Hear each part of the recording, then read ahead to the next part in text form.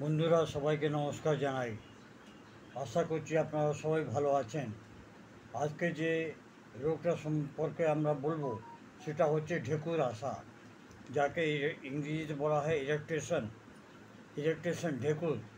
এটা গ্যাসের জন্য হয় এবং পেটে খুব বেশি অম্ল জমে যাওয়ার জন্য কিংবা অ্যাসিড কিংবা গ্যাস হয়ে যাওয়ার জন্য এটা ঢেকুরটা আমাদের ওঠে।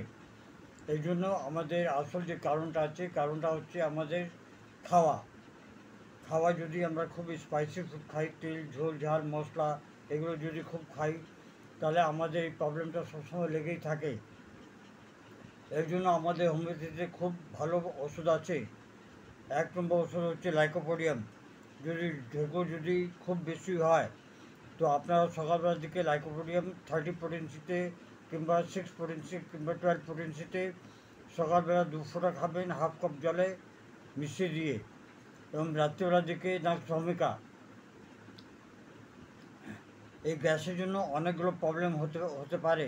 এর সঙ্গে আপনার হাতে পায়ে গাঁঠে গাঁঠে ব্যথাও হয়ে যেতে পারে এবং অন্যান্য রোগও দাঁড়িয়ে পড়ে। তাই জন্য আমাদেরকে পেটকে ঠিক রাখতে হয়। পেটটাকে ঠিক রাখলে আমাদের কোনো রোগ হবে না। 2 নম্বর হচ্ছে কার্বোভেজ। 30 পোটেন্সিতে নেবেন। 3য় ওষুধ হচ্ছে নেট্রমফস।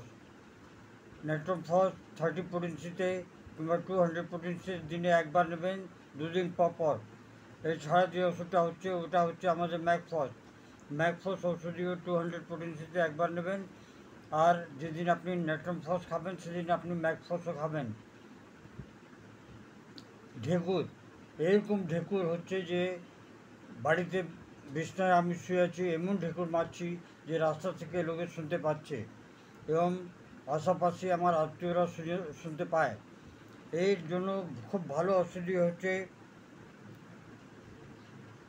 আমাদের আর্জেন্টাম ওষুধই আমাদের খুব ভালো কাজ করে এবং এটা যদি সঠিকভাবে যদি খাওয়া হয় তাহলে এই প্রবলেমটা খুব তাড়াতাড়ি সলভ হয়ে যায়। আশা করি এই ছোটো ভিডিওটা আপনার পছন্দ হবে। পছন্দ হলে আপনারা দয়া করে আমার সঙ্গে থাকুন। জয় হিন্দ, নমস্কার। Long live homeopathy, long live Hahnemann.